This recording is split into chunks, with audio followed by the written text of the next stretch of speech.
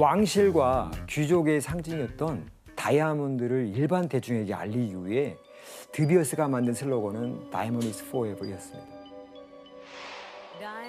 Diamond is forever. 1947년 광고예요. 그때부터 뭔가 다이아몬드는 영원하다는 인식이 생긴 거네요. 그렇죠. 이 슬로건을 통해 이 다이아몬드의 영원한 사랑이라는 상징성을 부여한 이 광고는요, 공개되자마자 그야말로 대박을 쳤는데요. 예, 이 광고가 20세기 최고의 광고로 손꼽힐 만큼 사실 유명해지면서 우리나라에서는 이듬해 이수일과 심순애, 다이아몬드와 관련된 맞아요. 뭐예요? 임종배의 다이아몬드를 탐냈더냐 뭐 이런 뜻 아니에요? 예. 더 좋더냐. 더 좋더냐 뭐 예. 이런 거. 그걸 알아요? 김종배. 그게 극장도 아니고 이게 연극처럼 하는 거였어요, 맞죠? 이게 막 학생복 입고. 예, 지원 씨가 아주 정확하게 연륜이다, 잘. 연륜. 1세대 아이돌의 위험이네요. 아 그럼요. 앞으로 존경 좀 하세요. 존경합니다. 리스펙트. 김종배의 다이아가 그렇게 좋단 말이냐.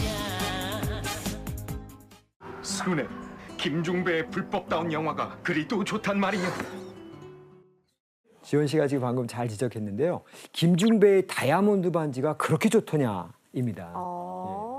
이렇게 한 줄의 슬로건으로 전 세계가 다이아몬드의 매력에 푹 빠지게 된 이때 드비어스가 더 좋은, 더 많은 최상품 다이아몬드를 확보하기 위해 집중한 곳이 바로 시에라리온 다이아몬드 광산이었습니다. 시에라리온에서 다이아몬드 광산을 처음 발견한 이후 드비어스는 발빠르게 시에라리온 실렉션 트러스트라는 자회사를 만들어서 채굴권을 모두 독점했는데요. 이제 저기 살고 있는 땅 주인들이 있고, 근데 자기 땅에서 나온 다이아몬드를 이렇게 다들 가져가는데 가만히 있었나요? 사실 드비어스가 광산을 독점한 뒤까지도 시에라리온의 원주민들은 다이아몬드를 길가에 굴러다니는 흔한 돌멩이로 여겼다고 합니다. 가치를 사실. 그래, 네, 잘 그럴 줄 몰랐구나. 알았어. 처음 발견하면 그게 뭔지를 뭘 알겠어. 그러다가 제2차 세계 대전이 터지고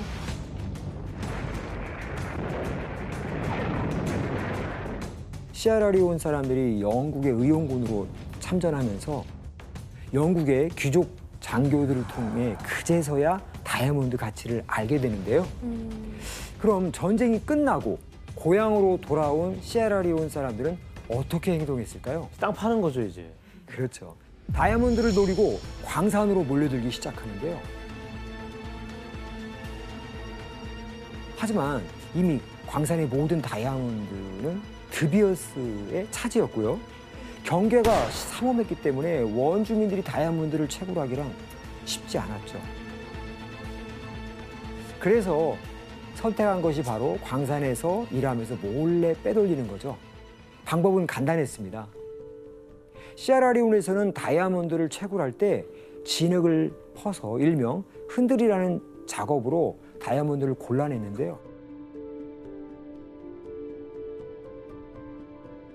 이때 다이아몬드를 입으로 삼키기도 하고 심지어 인공 앙구를 낀 어떤 사람은 앙구 뒤쪽에 다이아몬드를 숨겨서 몰래 빼내기도 했다고 합니다.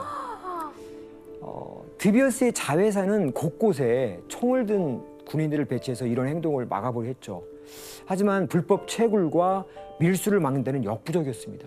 아, 피디님, 그럼 이렇게 수많은 다이아몬드를 빼돌리면 뭐 얼마나 어마어마하게 벌겠네요? 그렇지는 않고요. 다이아몬드 그 원석 1캐럿 정도 나오는 게 한 10달러. 10달러요? 근데 10달러가 굉장히 큰 돈인 거죠. 평생 10달러 못 만져보고 죽은 현지인들도 굉장히 많거든요. 그래서 그 10달러 때문에 부족끼리도 또 싸우게 되는 거죠. 결국 여전히 불법 채굴이 성행했고 1950년 쌀 생산으로 이제 자급자족할 수 있었던 시에라리온이요. 13년 만에 쌀 2만 1천 톤을 수입해야 할 정도로 농업이 붕괴되고 막. 농사 짓는 것보다 다이아몬드 캐는 게 훨씬 그치. 이득이니까. 그렇죠. 1954년에는 불법으로 다이아몬드 채굴에 매달린 사람만 약 3만 명이 넘은 만큼 온 나라가 다이아몬드 찾기에 빠져 있는 상황이었죠. 아이러니하게도 다이아몬드의 가치를 알게 된 순간 다이아몬드의 저주가 시에라리온에 퍼지기 시작한 것이죠. 그러네요. 국가 경제가 붕괴되기 시작했네요. 그렇죠. 그래서 시에라리온은 다이아몬드라는 이런 자원의 축복 속에서도 갈수록 상황은 막막해져 갔는데요. 그런데 때마침 아프리카의 독립의 바람이 불면서 1961년 4월 27일 독립을 맞게 되는데요. 엘리자베스 2세 여왕을 국가 원수로 하는 영연방의 자치국가로서 독립한 것이죠. 게다가 식민지배 당시 영국은 해방 노예들뿐만 아니라 각 부족장들에게도 독재 권력하고 또 경제적인 특혜, 이 특권을 많이 안겨줬는데요. 독립 이후에도 이들이 영국과 긴밀한 이런 관계를 맺으면서 그 시에라리온의 독립은 사실 반쪽짜리 독립이었던 셈입니다. 식민지배 청산이 제대로 안 됐네요. 그렇죠. 이런 혼란한 상황 속에서 시에라리온의 권력을 틀어쥔 인물이 하나 나타납니다. 그는 1971년에 초대 대통령으로 취임한 후에 시에라리온을 일당 독재 국가로 만든 시아카 스티븐입니다. 그 시아카 스티븐 대통령이 취임한 후에 가장 먼저 한 일은 바로 다이아몬드 광산을 국유화하는 것이었습니다. 그 스티븐스 정부는 드비어스 자회사가 가지고 있던 광산까지도 전부 정부에 귀속시켰는데요. 그럼 이제 다이아몬드로 벌어들인 수익이 국민들에게 돌아갔을까요? 아니요. 그렇죠. 단 한 번도 그런 걸 본 적이 없어요. 네. 세계사에. 주인은 바뀌어도 상황은 그렇게 변하지 않았을 것 같아요. 네, 맞습니다. 스티븐스 대통령이 광산을 사유화했다라는 것과 다름없습니다. 이렇게 다이아몬드로 일부 권력자들만 이속을 챙기던 상황 속에서요. 시에라리온은 또다시 다이아몬드 붐을 일으키는 사건이 벌어지게 됩니다. 1972년 2월 14일 코이두 지역의 디민코 광산에서 무려 968.9캐럿의 다이아몬드가 발견된 건데요. 한번 영상 한번 보실까요?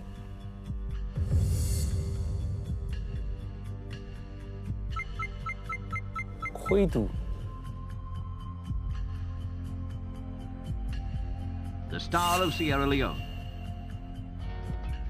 When bidding starts on the London market, this $1,000 almost 가까이 되네. priceless lump of carbon is expected to raise a cool £1 million.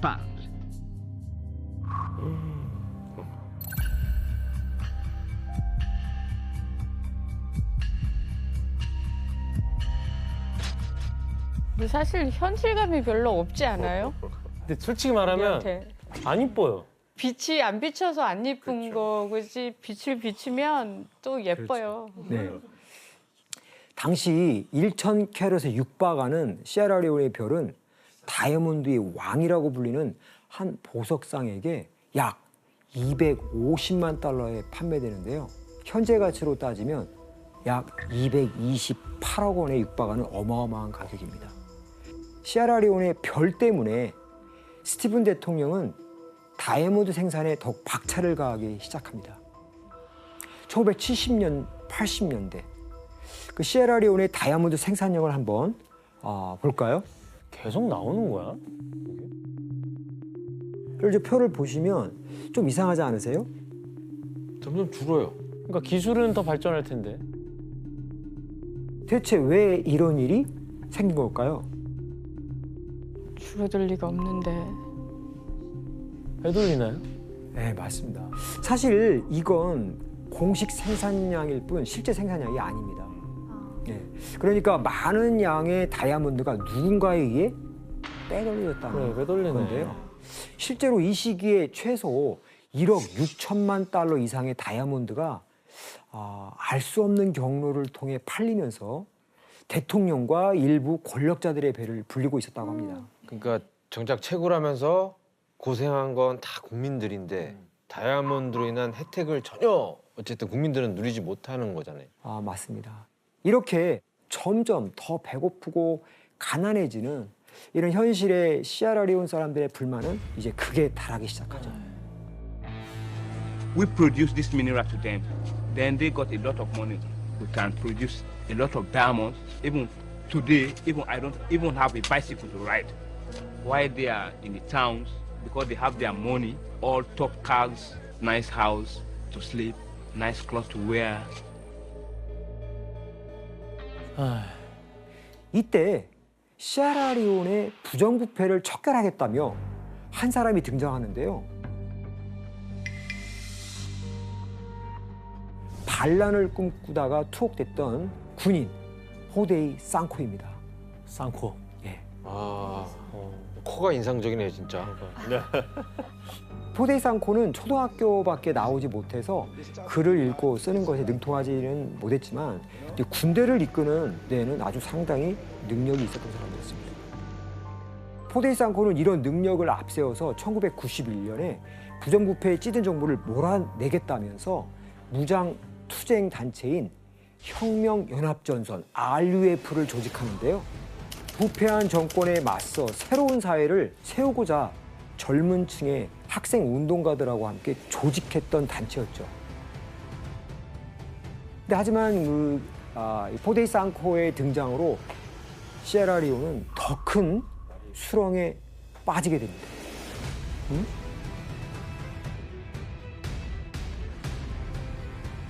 2만 7천여 명의 시에라리온 사람들의 손과 발이 절단되고 수많은 생명이 학살되는 참극이 벌어지게 된 건데요. 대체 그는 어떤 비극을 몰고 온 걸까요?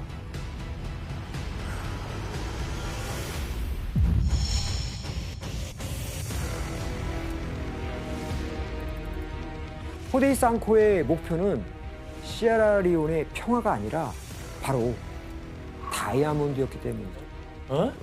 아, 어째 의미가 변질돼도 너무 그래, 변질됐네요. 또? 정부가 장악한 이 다이아몬드 광산을 이 반군 RUF가 차지하기 위해선 지원이 필요했는데요. 예. 이때 호데이 쌍코에게 은밀하게 손을 내민 인물이 바로 옆나라 라이베리아. 그렇죠. 이 옆나라인 라이베리아의 반군 지도자 찰스 테일러입니다.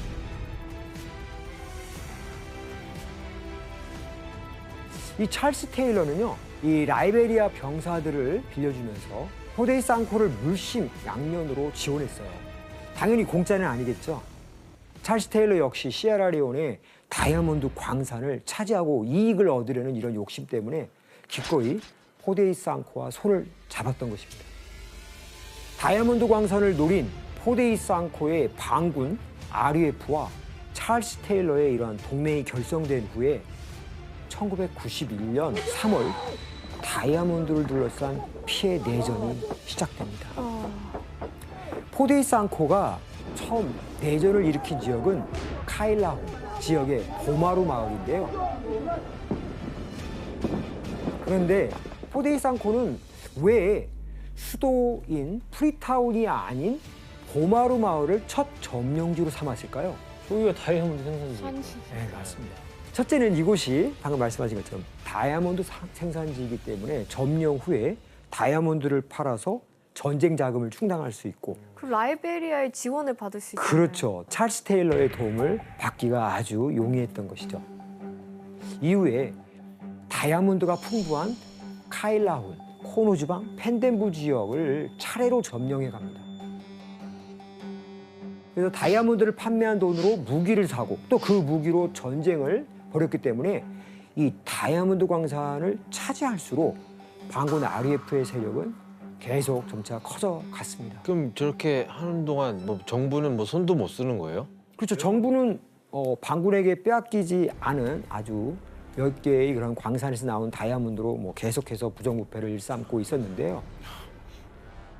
뭐 이런 상황에서도 자기 배만 불리다 보니까 반군과 지금 대립 중인 정부군, 이 군대에 월급을 줄 수도 없을 만큼 국가 예산이 상당히 고갈되기 시작했죠.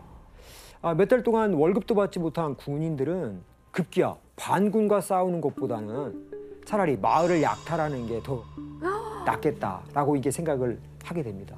그래서 마을 사람들을 괴롭히고 반군과 다름없는 짓을 벌이던 이런 정부군들, 이들을 당시 그래서 소벨이라고 일명 불렀어요. 소백? 예, 군인의 솔저, 반군의 레버, 소벨.